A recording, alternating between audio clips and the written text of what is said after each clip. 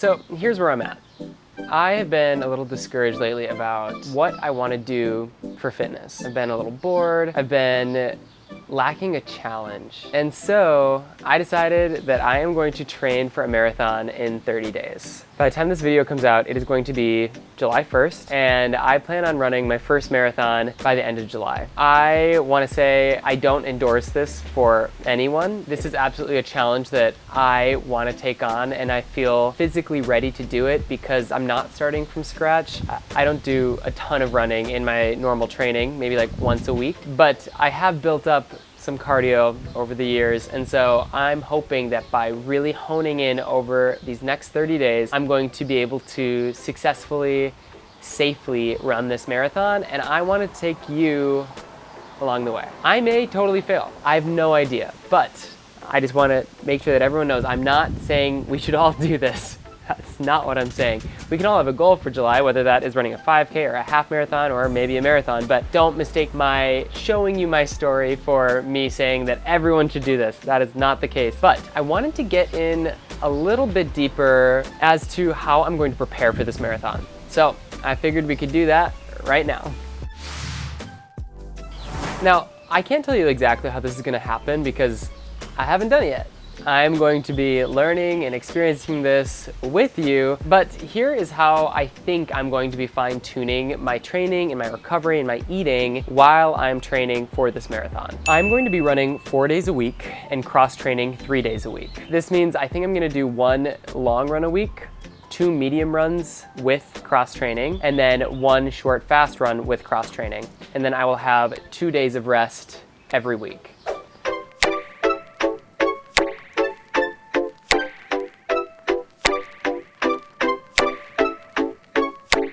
One thing I'm not always super great about is making sure that I am mobilizing and focusing on recovery on those rest days. So I'm definitely going to be fine-tuning, what I'm eating, what I'm doing to recover, because I know that these rest days, especially when I'm only giving myself 30 days to prepare for this, are going to be so important. As far as food goes, I'm expecting to have to up my carb intake just because I'm really going to need a lot of calories to sustain these long runs. I generally work out about 45 minutes to an hour a day, and I know this is gonna be like double that probably about 2 hours a day. So I need to be upping my food intake to make sure that I have enough energy. This will not happen only with carbs, but I'm expecting that I'm going to be eating a little bit of a heavier carb breakfast, probably oatmeal, and then really focusing on fat and protein in the later half of the day for recovery and to make sure that I'm ready for my training the next morning. What I'm expecting is that the #1 way that I could injure myself is to not eat enough during this process, because that's probably my go-to when I'm feeling really exhausted or when I'm feeling like I'm overtraining. I have a hard time eating. I just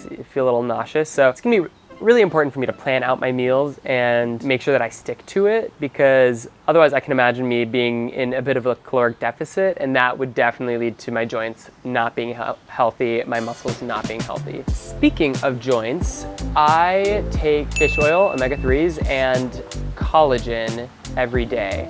And I think that that is pretty much the only thing that I'm going to be supplementing. I mean, I generally take a whey protein as well, so I'll be doing that. And then actually, there's one other one. I will probably be taking Element, which is an electrolyte drink that I'll be mixing with water. I'll probably just have 1 of those a day, especially because it's July. It's pretty warm in Wisconsin where I'm gonna be training, and I'm gonna be sweating a lot. So I think that electrolyte drink is gonna be really great for replenishing and making sure that I am actually able to absorb the water that I'm drinking, because when you don't have enough electrolytes, that water will just go straight through you. So I think the electrolytes are gonna be super important. And then the fish oil is gonna be great for my joint health, same hopefully with the collagen. And I mean, I'll be taking my probiotic. I take a probiotic as well. So that is something that I will continue to be taking. But I'm not really adding anything new that I can think of, or at least that I know of yet. I will keep you updated on that. Here, I really like my running shoes. They're the Nike Pegasus.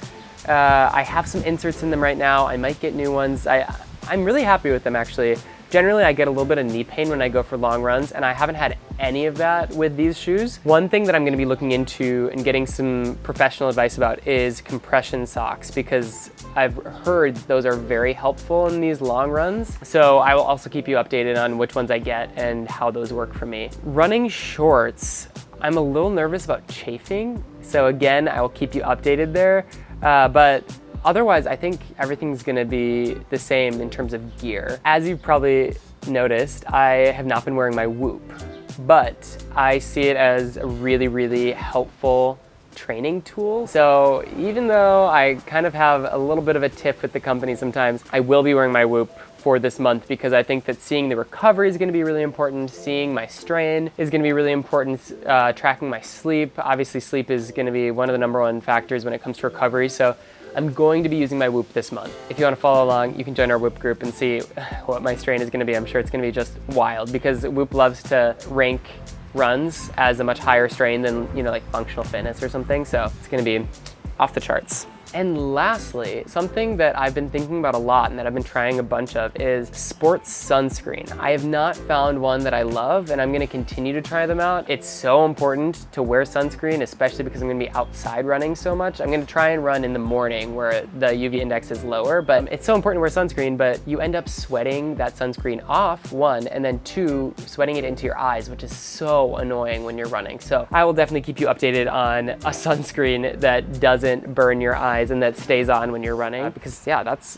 super important. In the next couple weeks, I'll be giving you a better idea of what my training is actually going to look like. I'm going to be telling you the specific workouts that I'm doing. I'm going to be showing you what I'm eating. I'm going to be showing you my recovery, showing you, telling you about how I'm feeling, you know, like if my body's falling apart or if I'm feeling really good. I guess the last thing that I'll say is that I don't expect this to be my fastest marathon I ever do. I'm using 30 days to train for this, which is nothing. You know, people take forever to train for marathons, but I'm more interested in, can I safely accomplish this goal of running a marathon that I've always wanted to do? And I think it's gonna be really fun. I'm excited for the challenge. Maybe I'll never have to run another marathon again. I'll be like, yep, that was it. We'll see. But I'm really excited to have y'all along for the ride. And any questions that you have, you can always reach out. Any suggestions that you have. I am not a master runner. I'm very much a jack of all trades when it comes to exercise. So running is not my specialty. And if you have any suggestions for me, please send them my way because I would greatly appreciate it. Otherwise, I'm trying to think, is there anything else? No, I think that's it. I'm excited to share kind of like the raw footage in the next couple weeks, and I hope that y'all be cheering me on. Bye.